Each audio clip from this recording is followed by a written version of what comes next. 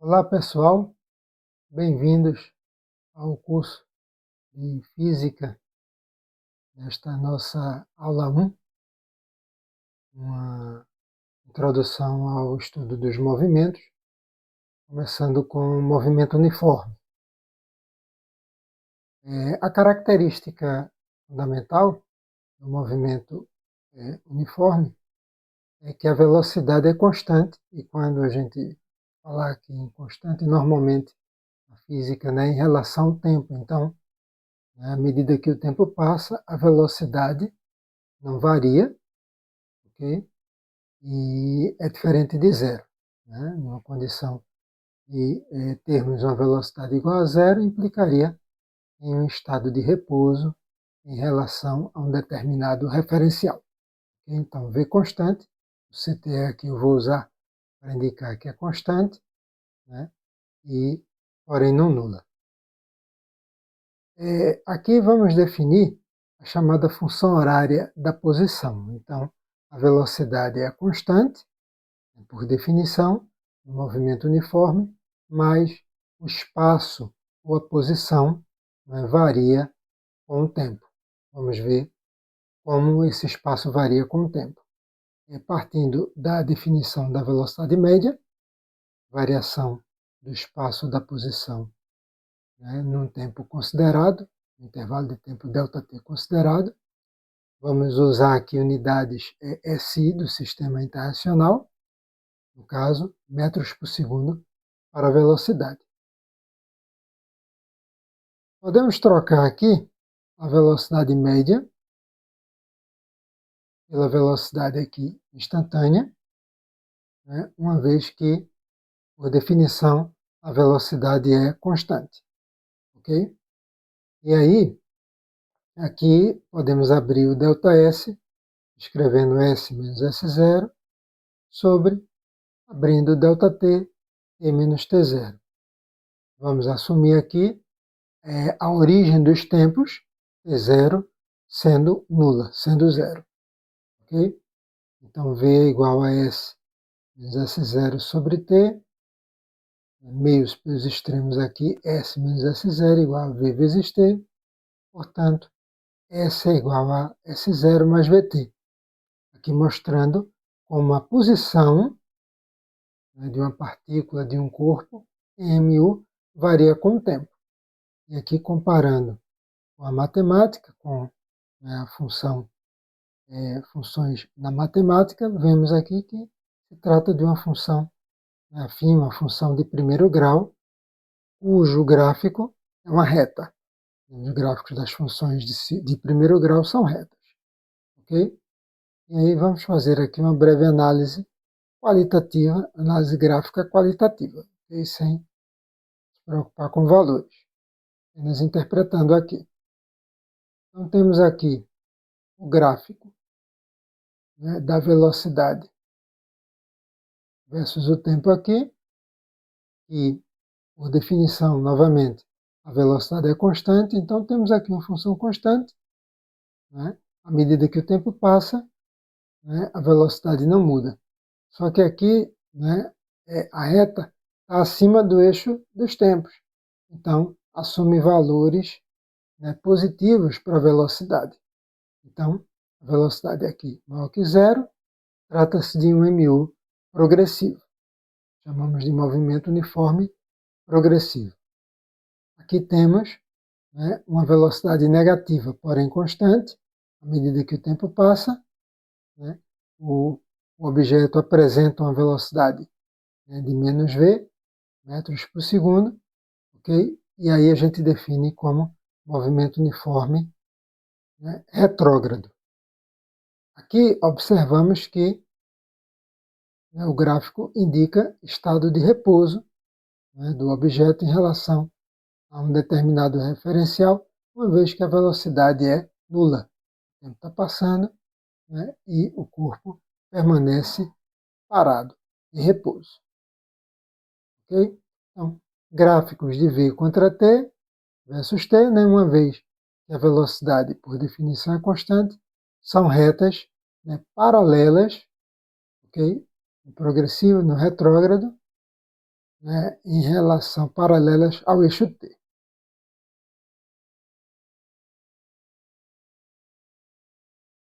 Considerando agora os gráficos, né, espaço versus o tempo, posição versus o tempo, como acabamos de ver, tem que obedecer, né, a função S igual a S0 mais VT. Então, são retas, né, lembrando que onde a reta toca aqui, né, o eixo S, seria o eixo vertical, o eixo Y, né? Y aqui contra X, versus X, corresponde, né, à posição inicial, para t igual a zero. E no caso da matemática, né, quando a gente escreve S igual a S0 mais VT, né, o S faz o papel do Y, o S0, né, do B, seria do B na equação, na função y igual a ax mais b, né, por exemplo. Okay? Função afim, né, função de primeiro grau na matemática. Então, o S faz o papel do espaço aqui, né, vira o Y na matemática, né? O a velocidade, o X o tempo e o B o coeficiente linear. O A é o coeficiente angular que está associado à inclinação da reta. Né? Então, à medida que você se desloca ao longo do eixo T, da esquerda para a direita, você observa que, né, a função está aumentando, é crescente, né? Então, velocidade positiva e meio progressivo. E aqui, né, decrescendo, à medida que x aumenta, né, os espaços estão diminuindo, estão decrescendo, né, de valor com o tempo, velocidade negativa e mil retrógrado. Então, é muito importante na física verificar nos gráficos quem contra quem, porque aí você sempre vai, né, tirar alguma informação, né, importante, alguma propriedade importante. Então, isso na física, né, é bem marcante. E esse do meio aqui, né, como o objeto, né, à medida que o tempo está passando, como é que a gente entende isso? O objeto lá na trajetória não está saindo da posição inicial, do S0, certo? Então, está em repouso em relação a um determinado referencial.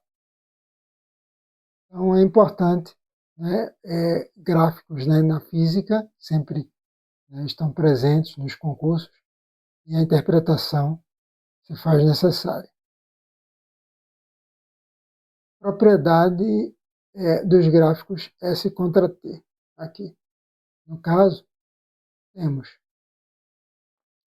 a inclinação aqui da reta, marcada aqui pelo ângulo alfa, né? Então, de repente, essa inclinação, né, a gente pode definir de várias formas, dependendo dos dados do problema. Aqui eu estou, né, usando a trigonometria, definindo aqui um triângulo, né, retângulo, né, e aí definindo o cateto oposto, né, e o cateto adjacente. Pela tangente, né, a variação do espaço no tempo, no intervalo de tempo considerado, essa razão define a velocidade média. Então, pela tangente aqui do ângulo, né, que a reta forma ou com o eixo T, né, ou com, né, uma reta, um eixo paralelo ao eixo dos tempos, né, permite, né, a possibilidade do cálculo da velocidade média, né, a partir aí da geometria. Okay? Trigonometria, né, mais especificamente. Para a transformação de unidades, esse fator vale apenas, né, para a velocidade, usamos o 3,6. Né? Ou seja, desejando-se passar de quilômetros por hora para metro por segundo, dividimos, né, o número em questão por 3,6 e o contrário, multiplicamos por 3,6. Esse fator aqui, 3,6, só é válido para transformar velocidade. Okay? Quando a gente considera 1 quilômetro são 1.000 metros, né, e 1 hora são 60 minutos e 60 vezes 60 segundos, 3.600 segundos, combinando esse 1.000 com 3.600, né, correndo casas decimais, a gente vai chegar ao fator 3,6. Então, esse fator 3,6 é usado apenas para transformar, né, unidades de velocidade. Continuando, temos aqui duas questões do Enem. A primeira diz assim: uma empresa de transportes precisa efetuar a entrega de uma encomenda o mais breve possível. Para tanto, a equipe de logística analisa o trajeto desde a empresa até o local da entrega. Ela verifica que o trajeto apresenta dois trechos de distâncias diferentes e velocidades máximas permitidas também diferentes. No primeiro trecho, a velocidade máxima permitida é de 80 km por hora. A distância percorrida é de 80 km. Já no segundo trecho, cujo comprimento vale 60 km, a velocidade máxima permitida é 120 km por hora. Supondo que as condições de trânsito sejam favoráveis para que o veículo da empresa ande continuamente na velocidade máxima permitida, qual será o tempo necessário em horas para a realização da entrega? Então vamos aqui dividir o problema, né, nos dois trechos aqui considerados. Aqui, para o trecho 1, vamos definir aqui uma velocidade média V1, para a variação de espaço, né, ΔS1, o intervalo de tempo ΔT1. Né, temos o espaço e temos a velocidade, podemos calcular o tempo gasto. Então, ΔT1 igual a ΔS1 sobre V1, só trocar a posição aqui, a velocidade com ΔT, ΔT1, 80 por 80, leva um ΔT1 a 1 hora. Para o trecho 2, o mesmo raciocínio, V2, ΔS2 sobre ΔT2, isolando ΔT2, ΔS2 sobre V2, só trocar a posição, e aí 60 por 120, meia hora para ΔT2. Logo, o tempo total para realizar a entrega da encomenda, né, vai ser a soma de 1 mais meio, né, então 1 hora e meia aqui. Ok? Resposta letra C. Na segunda questão,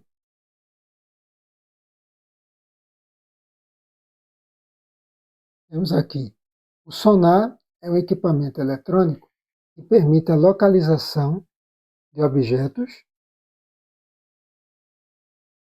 e a medida de distâncias no fundo do mar, pela emissão de sinais sônicos e ultrassônicos e a recepção dos respectivos ecos.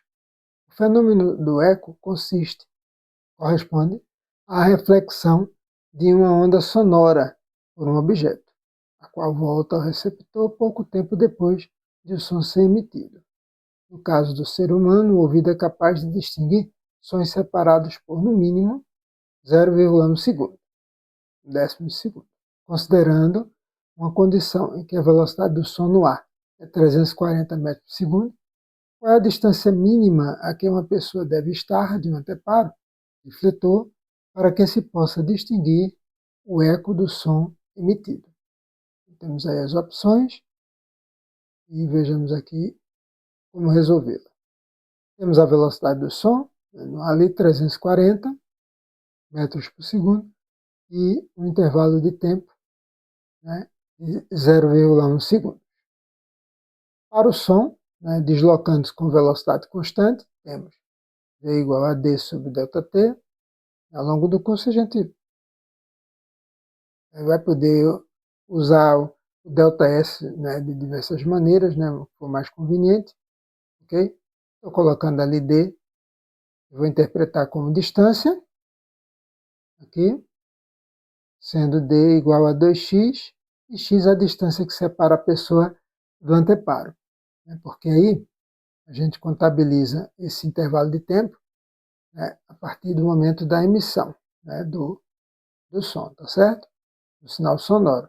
Então, ele vai ter dois sentidos, né, na ida e na volta. Né? Okay?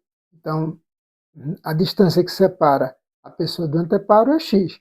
Só que para, né, a onda sonora vai percorrer x na ida e mais x na volta, e né, indica aqui o D. D é 2x e a gente quer essa separação entre né, a pessoa e o anteparo, no caso, o x. Então, V, D sobre ΔT, substituindo a velocidade 340 e o intervalo de tempo ali, um décimo, multiplicando aqui cruzado, 2x igual a 34, x igual a 34 meios, x, portanto, 17 metros. Aí. Então, esse tipo de exercício é importante, a letra A, né? Porque para verificar essa questão, né? A partir do som emitido, né? A partir do instante em que o som foi emitido. Então, a onda aí né, vai atingir um anteparo né, e é refletida, gerando o eco aí. No caso, né, tem que levar em conta o deslocamento né, na ida e na volta, a distância percorrida na ida e na volta. Ok, pessoal? É isso, a primeira aula 1, vídeo aula 1 aqui do canal, com esse projeto de um curso de Física né, para o Enem, para também ajudando no reforço, no seu reforço escolar, mas com um foco também no Enem. Ok? Aguardem a aula 2, vamos falar sobre movimento uniformemente variado. Até a próxima e sucesso nos estudos!